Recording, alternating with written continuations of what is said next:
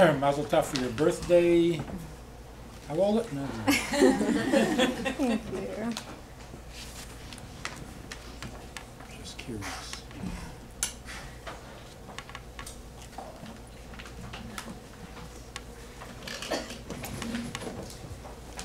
From visiting all the Chabad houses for many years, I've noticed something really, I think, significant, in that there are shluchim who are very talented, and there are shluchim who are not.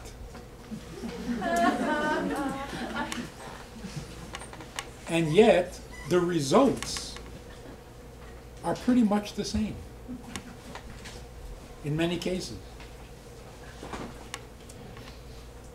So it turns out that an organization, no matter how big it is, no matter how professional, no matter how expensive, every organization has a personality.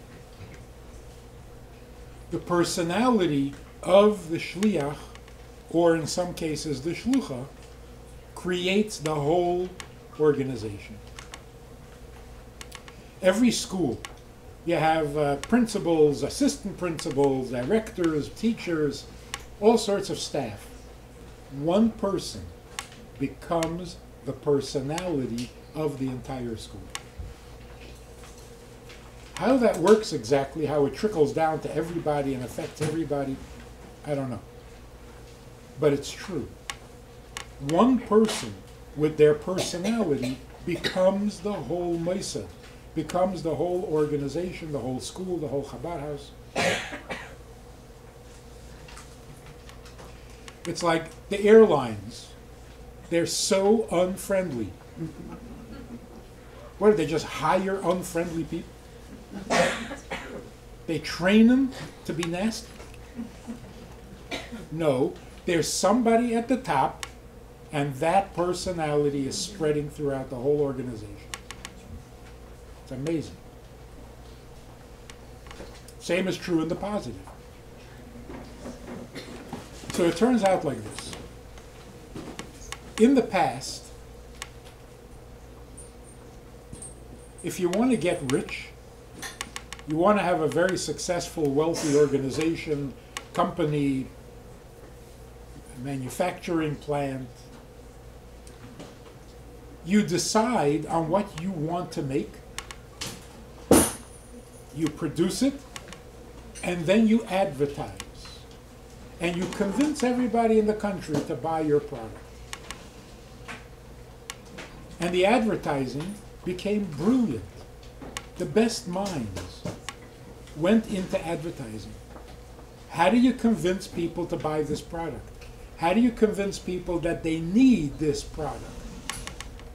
And so you had these magnificently successful salespeople. They can sell you anything, door to door. And then they became bigger. Heads of companies. What was their success? A good advertising campaign. And why is that? Because they created a product they thought was pretty useful. Now they have to convince everybody else that it is. These people became wealthy, millionaires. More recently, something new developed. A few people, young people, decided that rather than make a product that they liked and then try to convince everybody to buy it, they're going to figure out what product everybody wants to buy, and they're going to make it. What is everybody looking for? What does everybody need? That's what I'll make. The difference is whether you are feeding the market or trying to create the market.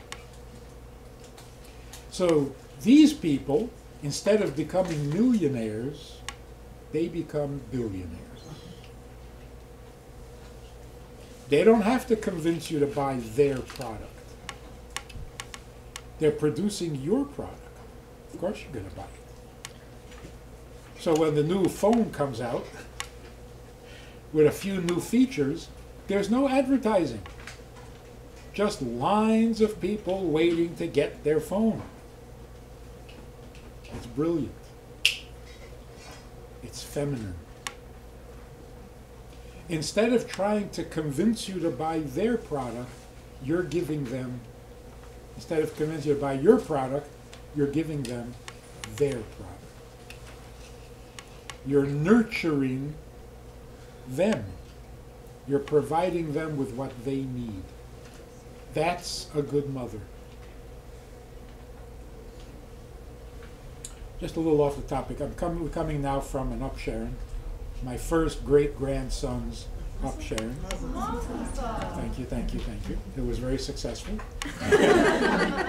All the hair came off without any problems. They're also going on shlichus in a couple of weeks to Mexico. I learned to pronounce it right, which is very, very exciting. But anyway, so I mentioned this story.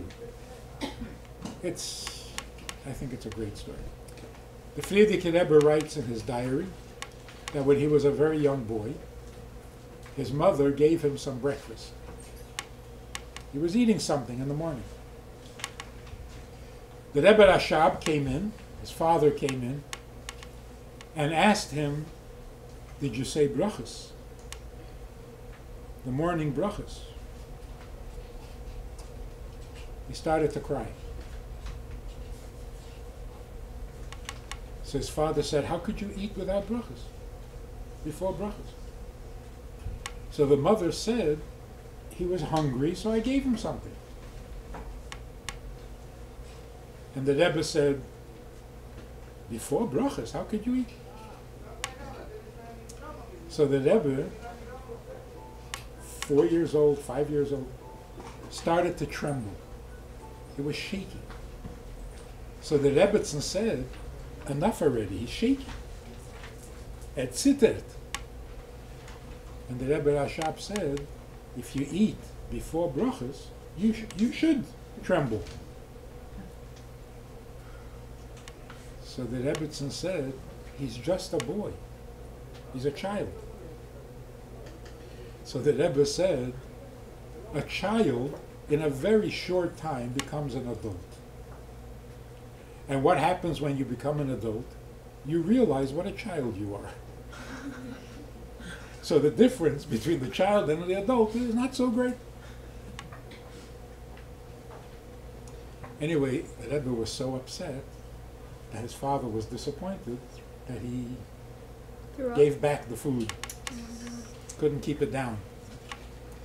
Then the Rebbe writes in his diary that he is so grateful for such a magnificent chinuch.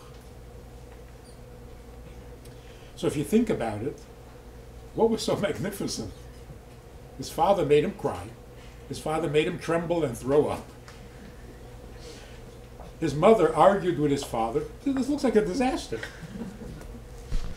It's like a dysfunctional home.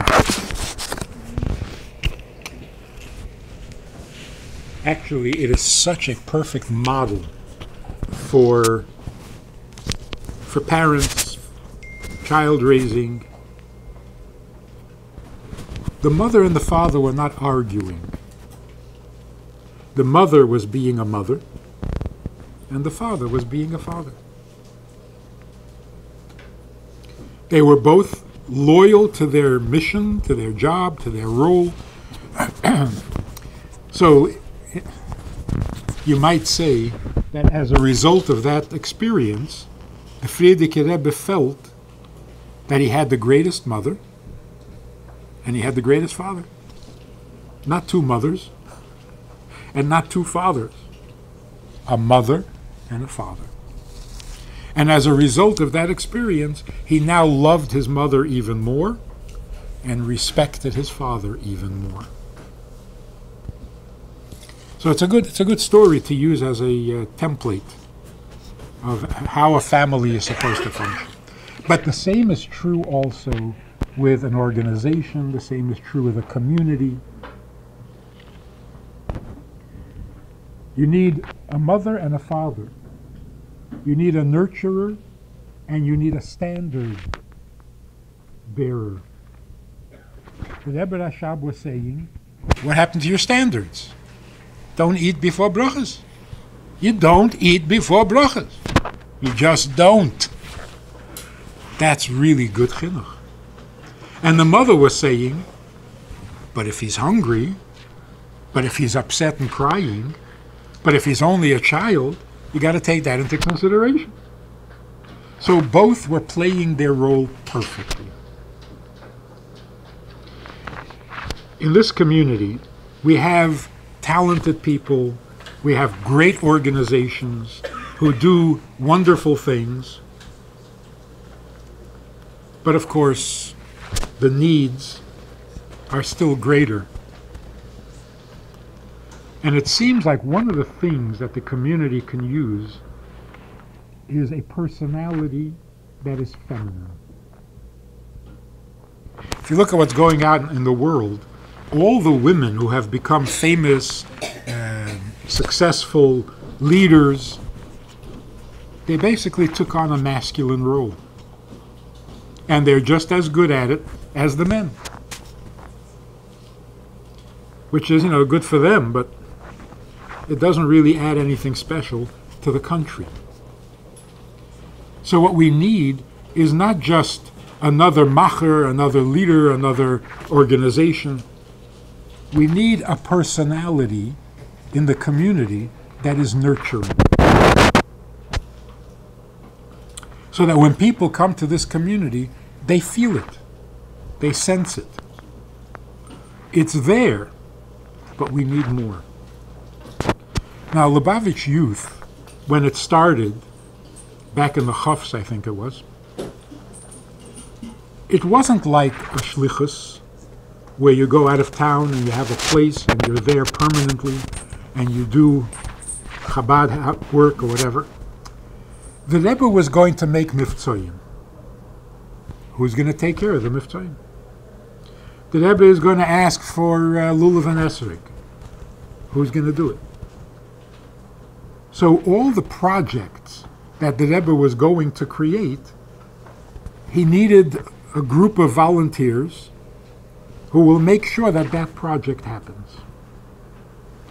Reb David Raskin, Olav Hasholem, took charge, he volunteered, and for many, many years, he was Lubavitch Youth. He was 70, he was 80, he was Lubavitch Youth. So Lubavitch Youth means people who are ready to do the projects that need to happen. It's not a career, not even a full-time job. It's just being available to do what needs to happen. The Rebbe many times expressed his disappointment that he has to come up with all the projects, he has to invent all the miftzayim, he has to tell the community what's good for the community. Why aren't people thinking for themselves what's good for the community? So one time the Rebbe was upset about something at Fabrengen, and after Havdalah, a group of people went to the Rebbe and said, we see the Rebbe is so upset about this thing, we're here, we're ready to do whatever the Rebbe wants. And the Rebbe said, this is not my problem. Why are you asking me what I want? In your business, do you come and ask me what you should do every day? No, you stay up all night and you figure it out. Why can't you figure something out yourself? If it comes to our community, we should stay up at night and figure something out. But primarily it seems that the community needs a feminine touch. It's lacking a feminine touch. So all the projects, all that is happening, which is great and necessary and wonderful, but it's a bit masculine, a little too masculine. Like New York in general. Way too masculine, way too stressful, way too pushy, it's just not, it's not nurturing. It needs intuition as opposed to just So one of the things is, are you going to decide what you want to see happen and then convince everybody? Or are you going to feel and sense what the community needs and nurture it? Like a good mother. So I guess in a sense, the community needs mothering.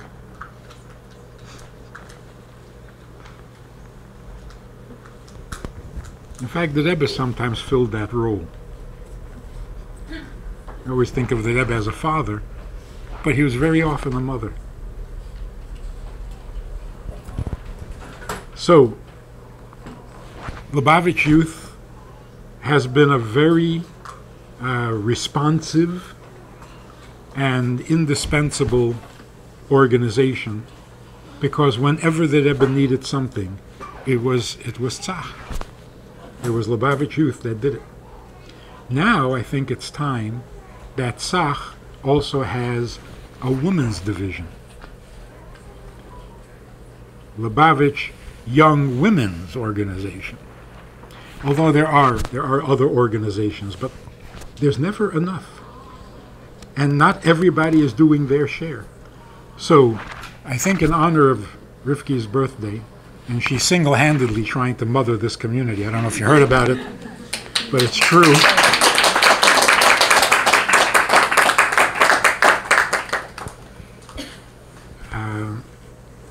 Lubavitch Youth is looking to open the women's division. Women who are available to respond to the needs of the community like a mother taking care of children. And what this will do, not just for the community, but for everyone who comes to the community. People desperately are looking to see what a family is supposed to look like, what a woman's strength is, because, the country is so confused. I don't know if you heard the story. I was speaking somewhere, and there was a conservative rabbi, a reform rabbi, an Orthodox rabbi. This is not a joke. This really happened. And they were all talking about, continuity. We got to keep continuity. And then they got off onto all sorts of side issues about innovation here, innovation there. So when I spoke, I said, wait a minute. Are we talking about innovating, or are we talking about continuity? Continuity means keep what was going. So if you want continuity, do what your grandfather did, what his grandfather did. That's continuity. So the woman rabbi got very upset. She said, how do you ignore 50% of the population? What did I say about the population? She says, you said grandfather. Why didn't you say grandmother? So I said, you're so behind the times. My grandfather was a woman.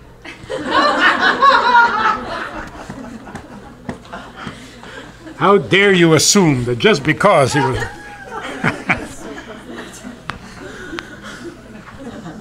And she couldn't answer. It's not like she laughed at me.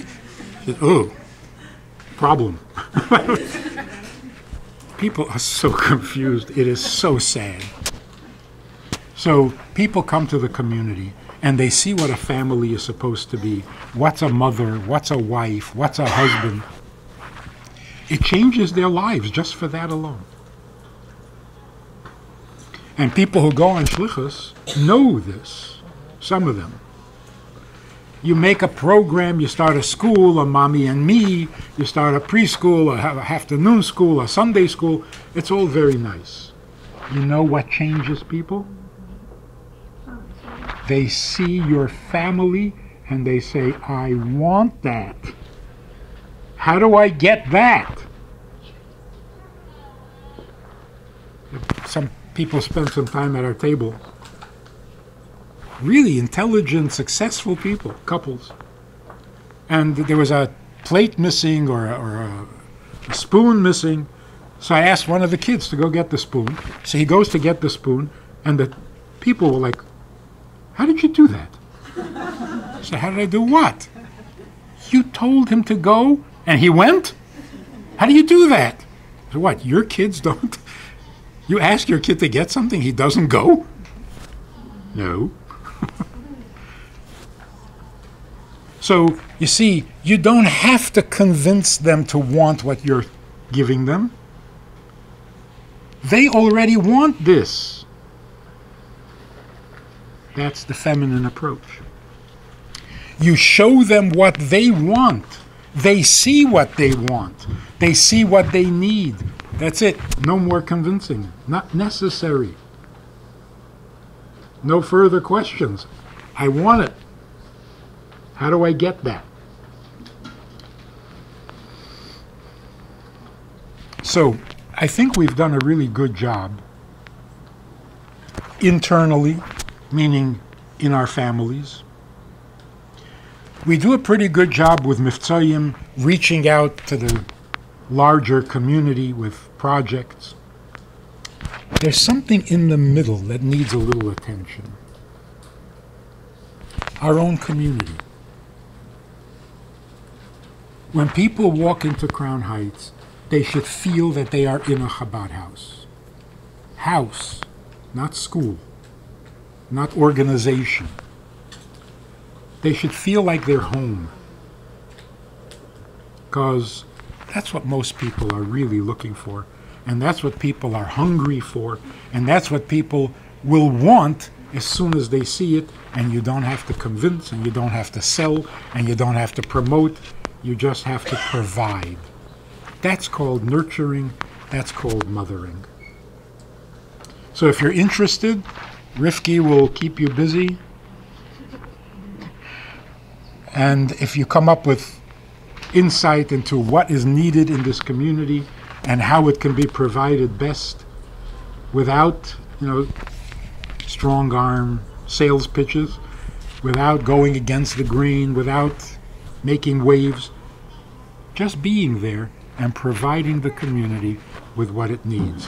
One person at a time, one family at a time, until the whole community, even the street, feels like home, which is the way a Chabad community should feel. We have a bit of a ways to go to make that happen. So, in honor of Rifki's birthday, this is a new opportunity, a new commitment to mother this community to a healthier, happier, godlier, and more irresistible feel and look. And then this whole Crown Heights used to be 6 square blocks. It's a lot more now. But whatever it is, it should feel like one big Chabad house to everyone who comes to visit. So, Mazel Tov, a year of great success, of great accomplishments, of great nachas, satisfaction from what you do and what people do. And if this community becomes what it could be, we conquer the world. Everybody's looking here for advice, for direction, for modeling. Let's model. Let's be the model of what women do to a community to make it a real home. Mazel tov.